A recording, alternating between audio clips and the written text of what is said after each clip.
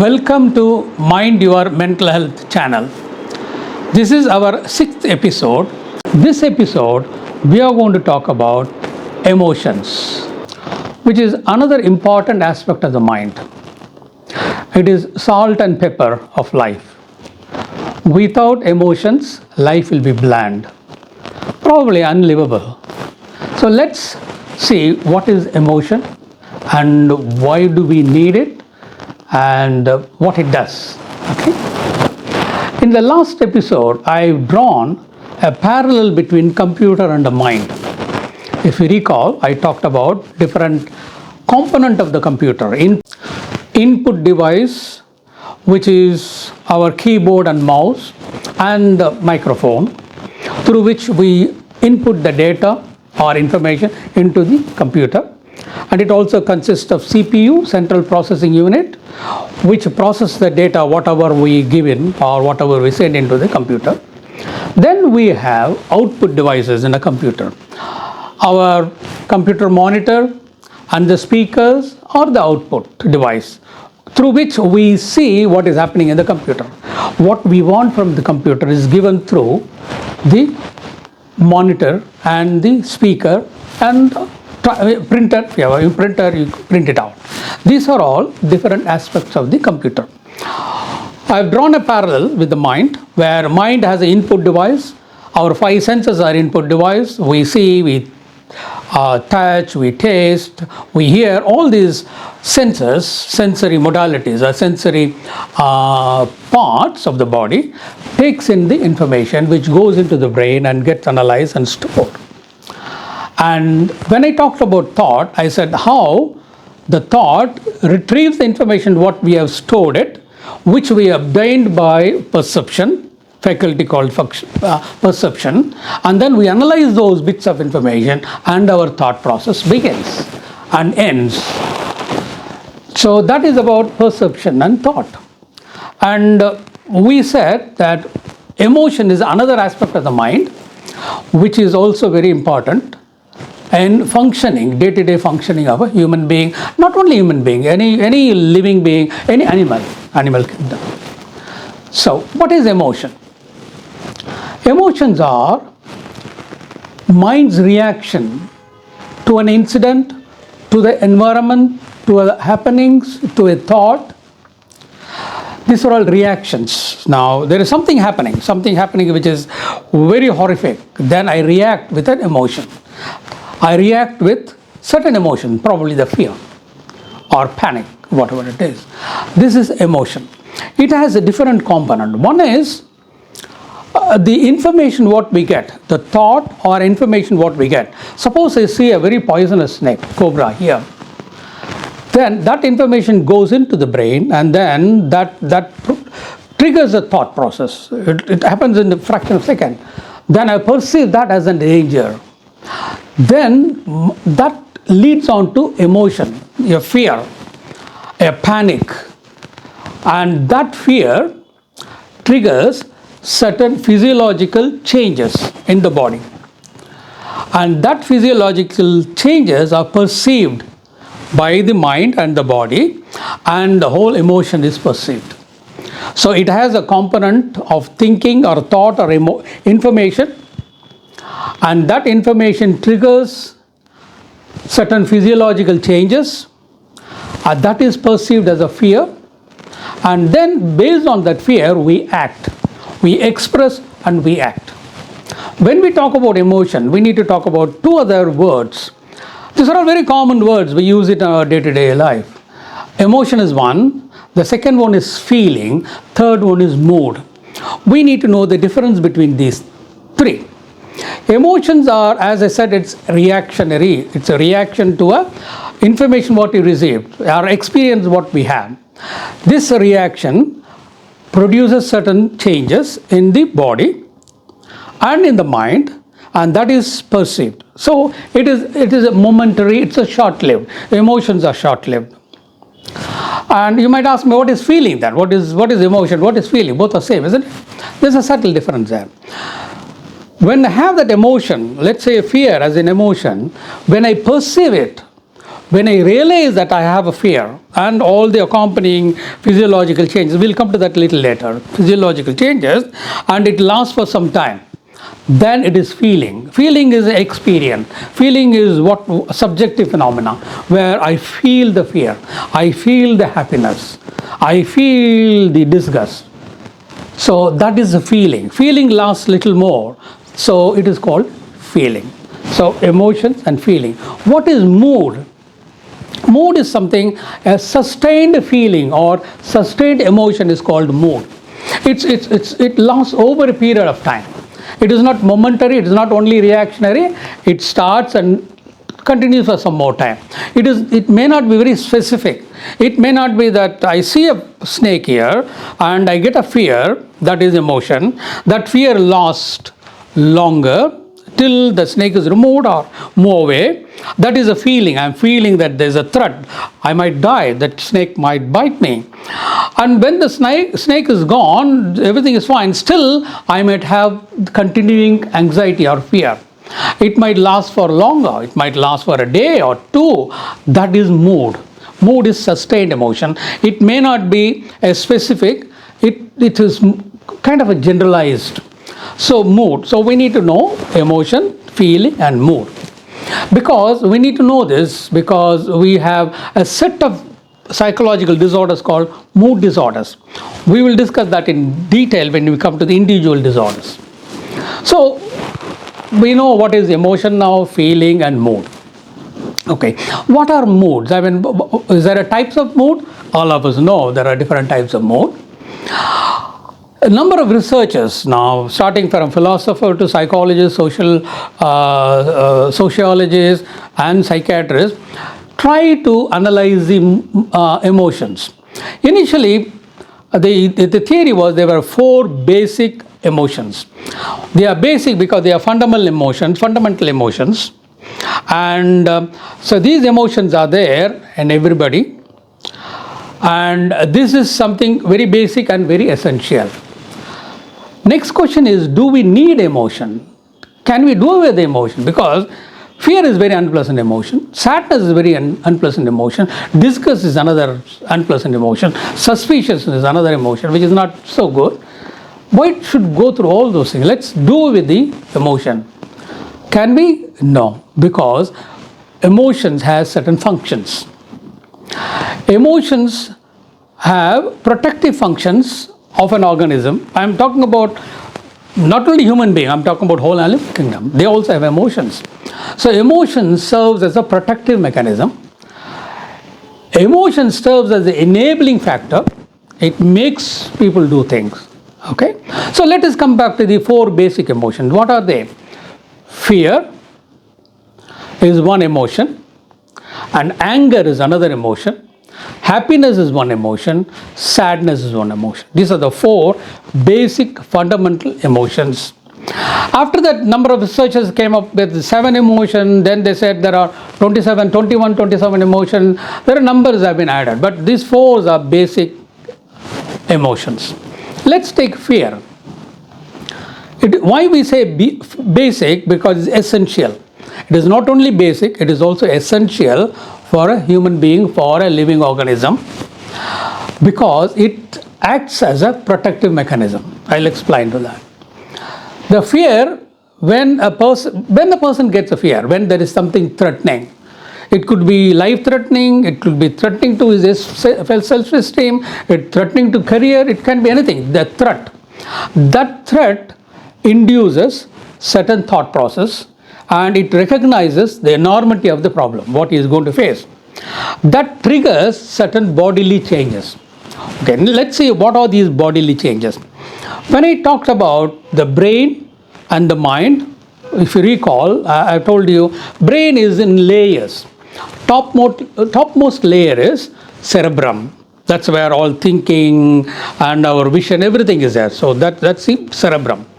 Within that cerebrum is a brain called emotional brain, or terminologically we call it as a limbic system. This limbic system is also called as emotional brain because it is one of the important aspect or part of the brain which mediates emotion. So there are a number of parts in that limbic system. Each has different functions, and some of the parts are probably triggers aggressive behavior. Like that, we have different functions in that limbic system.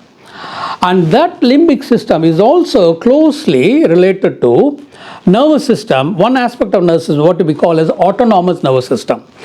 When I discussed about brain, I talked about voluntary, involuntary actions. I said some of the actions are not under our control, like heartbeat, respiration, movements in the bowel. All those things are not under our control. I can't control my heart rate. I can't control my bowel movements. It happens without our control. That's why it's called involuntary actions of the nervous system. This nervous system is called autonomic nervous system because it's autonomous. It acts by itself. And this emotional brain and the autonomic nervous systems are closely related.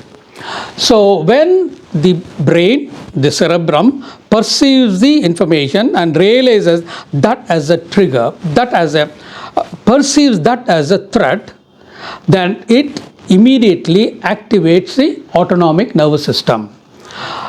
That autonomic nervous system can produce certain actions in the body. For example, heart starts pumping faster. Breathing becomes more rapid. And we might have a stiffness of muscles, tensions in the muscles. And we might feel impending danger. Now, butterflies in the stomach. There's something happening, churning in the stomach. So all these things are related to autonomic nervous system. This what makes us perceive the fear. If none of this happen, we may not fully perceive the fear. So are you with me? So we have a brain. Cerebrum manages all our thought processes. Then we have a limbic system, emotional brain, that is closely related to the autonomic nervous system, involuntary nervous system, and the emotional brain triggers this nervous system. And that nervous system makes all these changes. There is a reason for doing that. Because the mind perceives the threat, it has to prepare the body for facing that threat. So why heart beats faster? Because we need to circulate the body, blood more rapidly. So we need a transport system which takes hormones, everything all over the body. Then why do we breathe rapidly? Because we need more oxygen, we breathe rapidly. Why our muscles become tense? Because we are ready to either fight or fly away from the place. Fight or flight. So the autonomic system prepares our body for the threat. So that's how we perceive the threat. Once I perceive, my body reacts, I might run away. Or aggression is turned on. One particular part of the brain triggers aggression, then I can probably go ahead and kill the snake. So that's how the emotions work. Now you understand why emotions are important. It is a protective factor. When it is happening in a normal situation, when it is in the control, when it is happening as a normal brain, mind and bodily function, it is a protective factor. In a disorder, it overshoots. It becomes out of proportion, or without a threat, I might feel the fear. Then it becomes abnormal behavior or abnormal mental mechanism. So that's why we need the emotions. You might say, okay, fear is fine. What about happiness?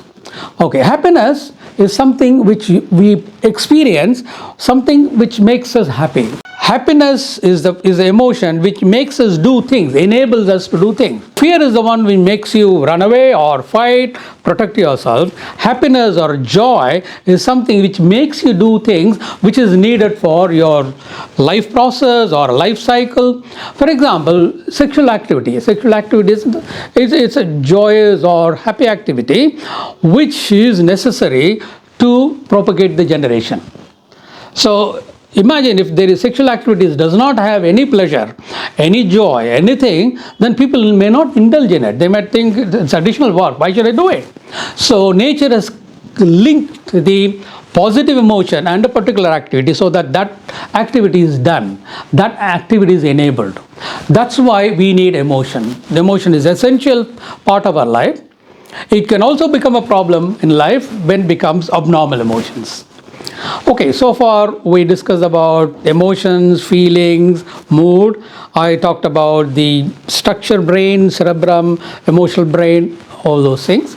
Then you might ask me, you said 4 emotions, but is there any other emotion? There are a number of emotions. There are 27 emotions. Somebody listed 27, somebody listed hundreds of emotions.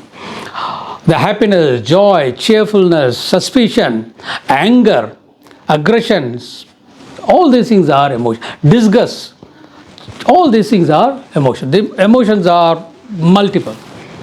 Now, so when you look at the mind, you don't look at mind as one aspect of the mind alone, because all 3 aspects of the mind are interlinked and they are dependent on each other.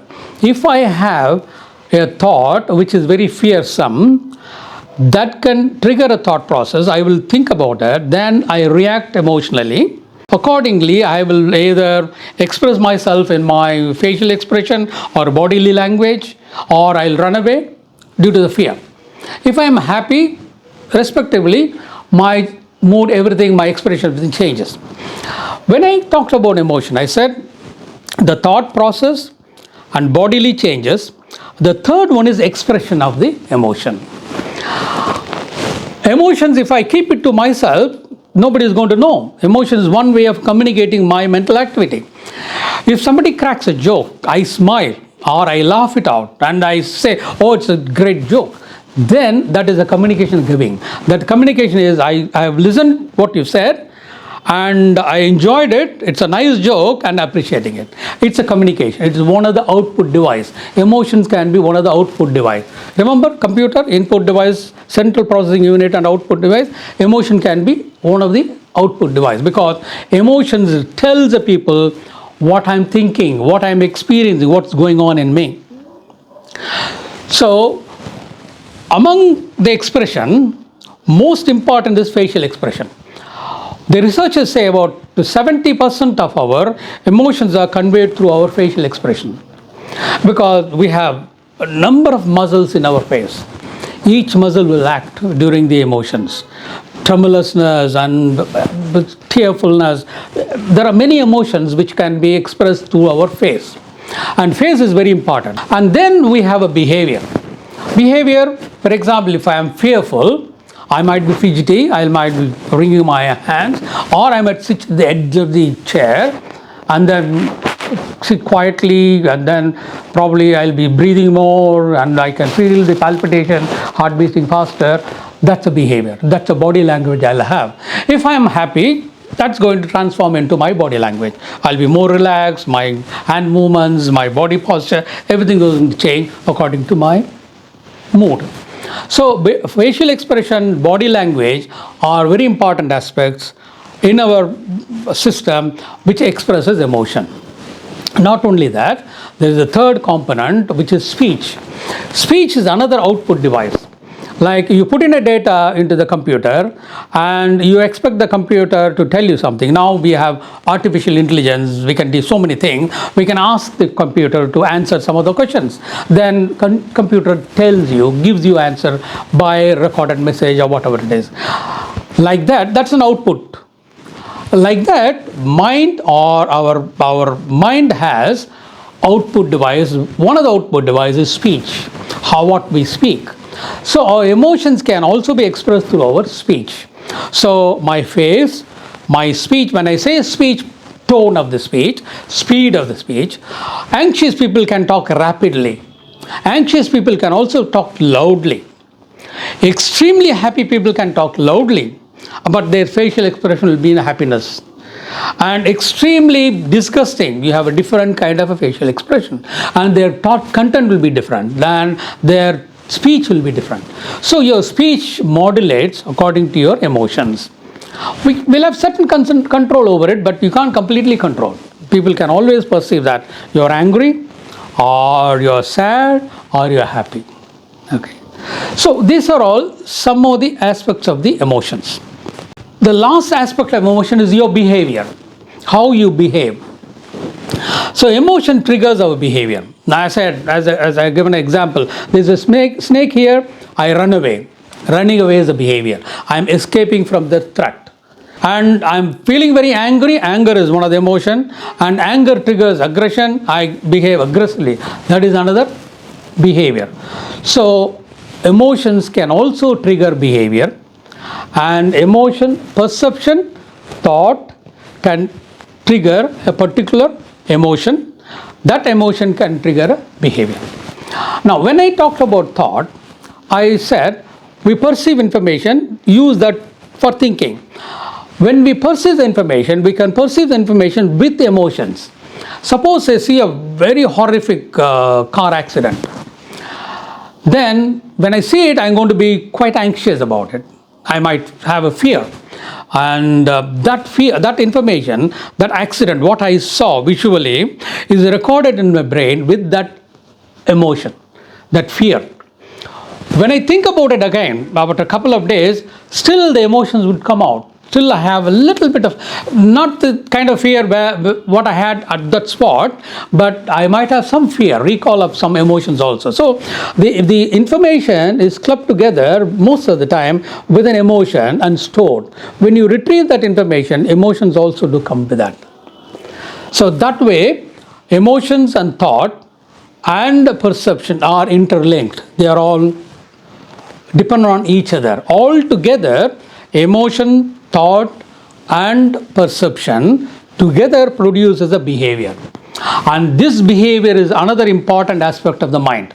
That is the fourth aspect of the mind. How people behave. That's a huge topic. In our next episode, we will discuss about behavior. What is it? And how people behave, why people behave, what makes them behave in such a way. All those things we will discuss in the next episode.